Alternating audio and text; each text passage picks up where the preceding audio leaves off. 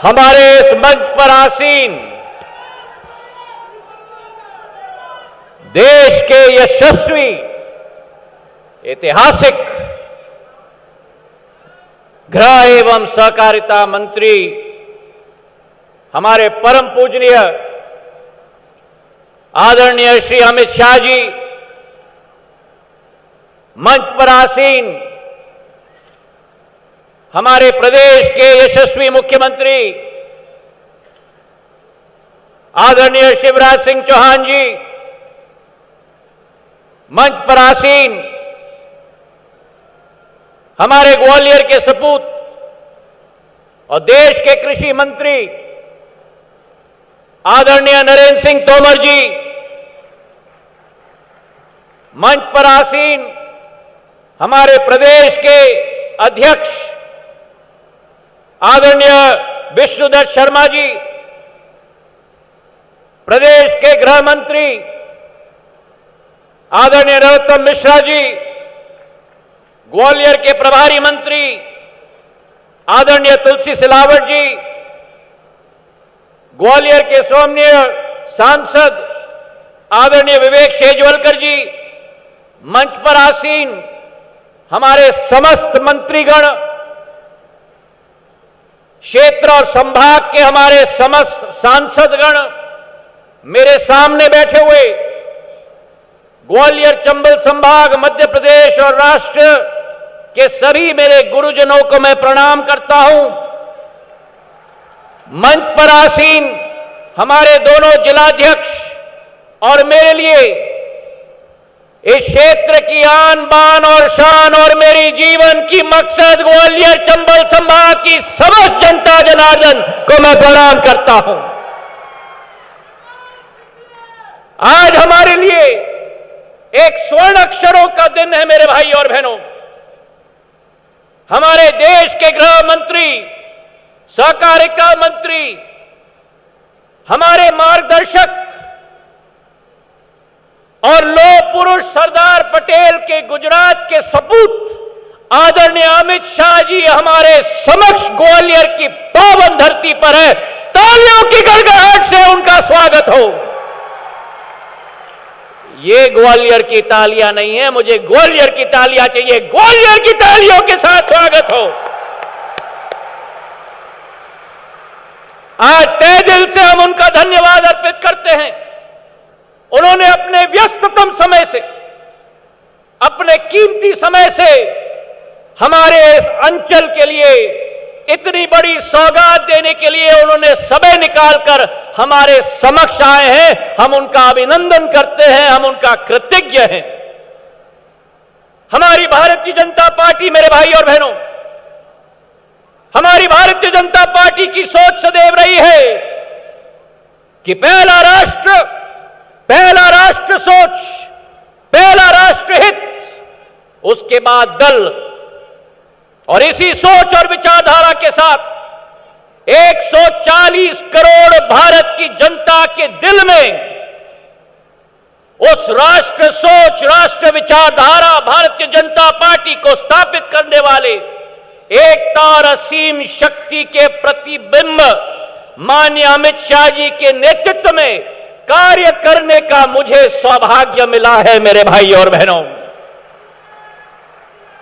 और ऐसा इतिहास जो इस देश में 68 सालों आजादी के 68 सालों में जो इतिहास नहीं रचा गया, वो आज के दिवस में सरदार पटेल जी के बाद अगर कोई लौह पुरुष गृह मंत्री के रूप में भारत में आज कायम है तो अमित शाह जी के रूप में कायम है मेरे भाई और बहनों।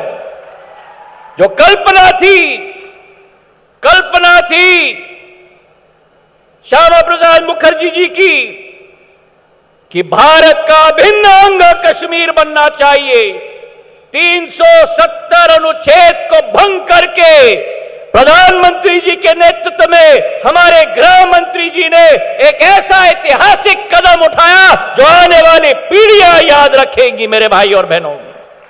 जहां एक तरफ कश्मीर का कदम, वहीं दूसरे तरफ हमारी महिलाओं को उनका हक दिलवाने के लिए ट्रिपल तलाक को खारिज करने का साहसी कदम अगर किसमें भी है तो केवल प्रधानमंत्री नरेंद्र मोदी जी और गृह मंत्री अमित शाह जी के दम में है। मेरे भाई और बहनों, सहकारिता को एक नया रूप दिया जा रहा है, हमारी पार्टी को सदैव सिंचित किया जा रहा है और आज मुझे बड़ा गर्व है कि आज इस मंच पर हम लोग अभिभूत हैं कि विकास और प्रगति के एक नए पैगाम लेकर हमारे गृह मंत्री अमित शाह जी ग्वालियर के अंचल में आए हैं। पुरानी एक कहावत है कि असंभव शब्द का प्रयोग केवल कायर ही करते हैं। बहादुर लोग और बुद्धिमान लोग अपना मार्ग स्वयं प्रशस्त करते हैं और यही हाल हुआ था वो 18 महीनों में जब कांग्रेस की सरकार थी। उस समय ग्वालियर चंबल संभाग को अकेले छोड़ा गया था।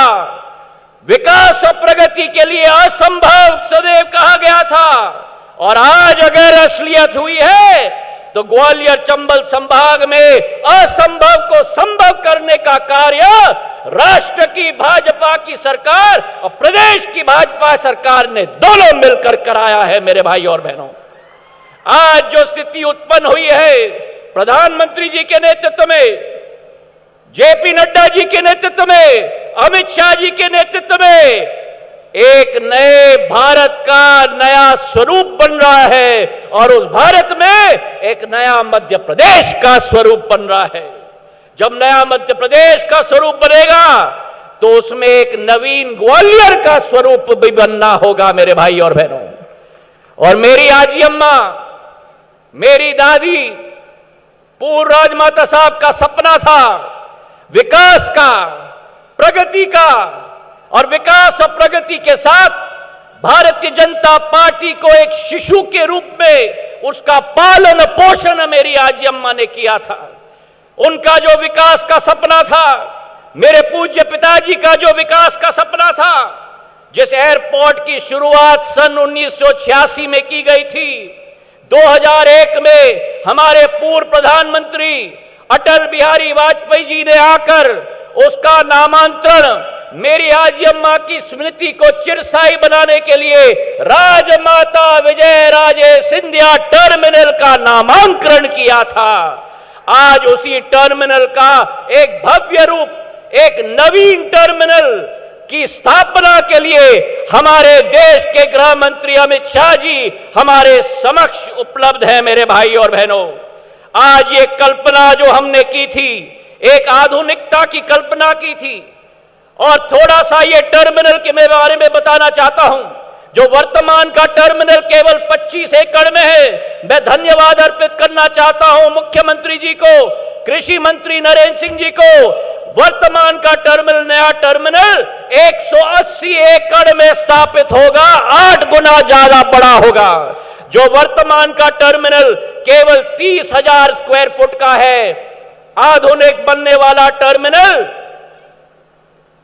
इंदौर और भोपाल से बड़ा 2 लाख स्क्वायर फुट का बनने जा रहा है। मेरे भाई और बहनों, यह कल्पना है भविष्य की ग्वालियर की, यह कल्पना है आधुनिक ग्वालियर की, और यह विश्वास मैं आपको दिलाता हूं कि इसके साथ कार्गो का टर्मिनल भी बनेगा, 4 एरो ब्रिज भी बनेंगे, और ग्वालियर की इतिहास, ग्वालियर की संस्कृति, जिस पर पूर्ण जोर प्रधानमंत्री जी ने सदैव दिया है, गृह मंत्री जी ने सदैव दिया है। तानसेन से लेकर मान मंदिर, किले के हर विभूतियों को उसमें अलंकृत किया जाएगा, ताकि जो पर्यटक ग्वालियर में प्रवेश करेगा वो ग्वालियर का आधुनिक रूप भी देखेगा और ग्वालियर की पुरानी संस्कृति और इतिहास का पूर्ण संगम भी उस एयरपोर्ट में देखेगा। आवागमन की सुविधाएं बढ़ाई गई हैं। इस एयरपोर्ट के जरिए मध्य प्रदेश में एक साल पूर्व केवल 551 फ्लाइट्स प्रति हफ्ता आती थी। आज एक साल के अंदर प्रधानमंत्री जी के नेतृत्व में और उनके संकल्प के आधार पर, गृह मंत्री जी के आदेश पर आज मध्य प्रदेश में 854 फ्लाइट प्रति हफ्ते आती है मेरे भाई और बहनों। पिछले माह हमने ग्वालियर को इंदौर से जबलपुर से जोड़ा दिया। पिछले माह ही जो सपना हमारा था, छोटे छोटे विमान ग्वालियर में आते थे, पिछले माह से देश में सबसे बड़ा विमान एयरबस 321 दिल्ली से मुंबई हर दिन अब आता है। 180 यात्री उस विमान पर हर रोज आते हैं।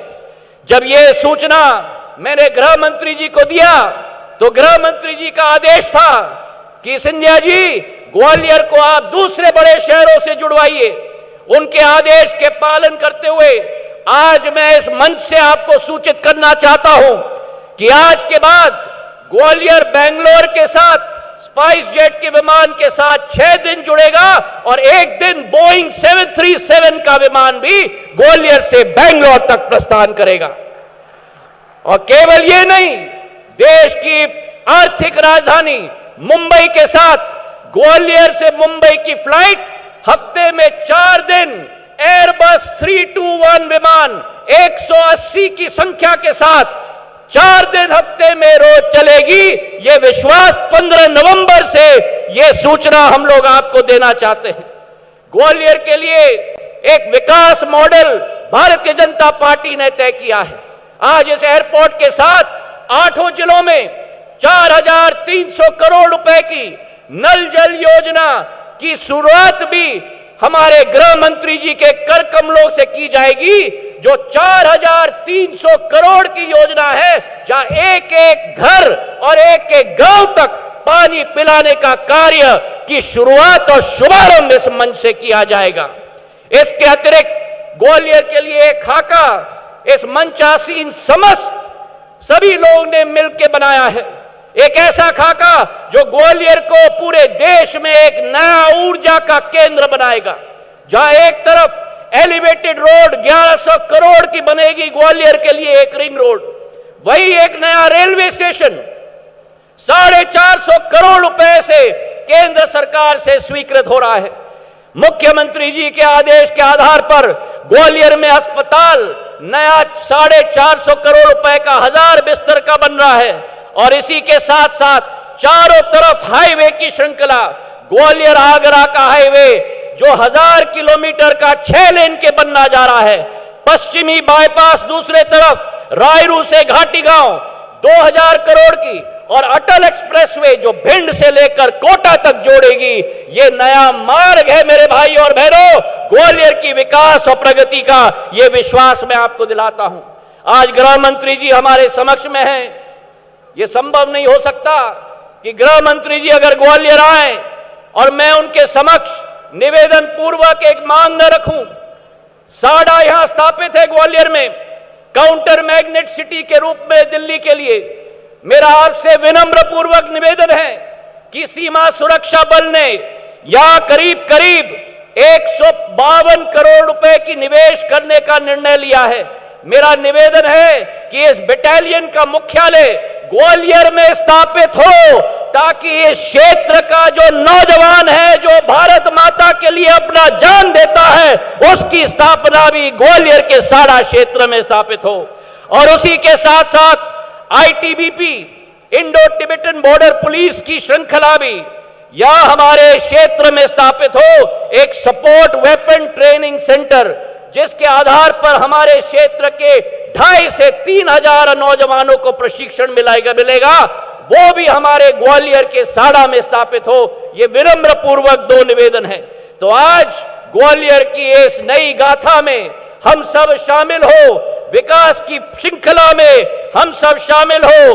तानसेन की रागों के सुसज्जित ग्वालियर के साथ विकास की एक नई मॉडल की शुरुआत भी होगी।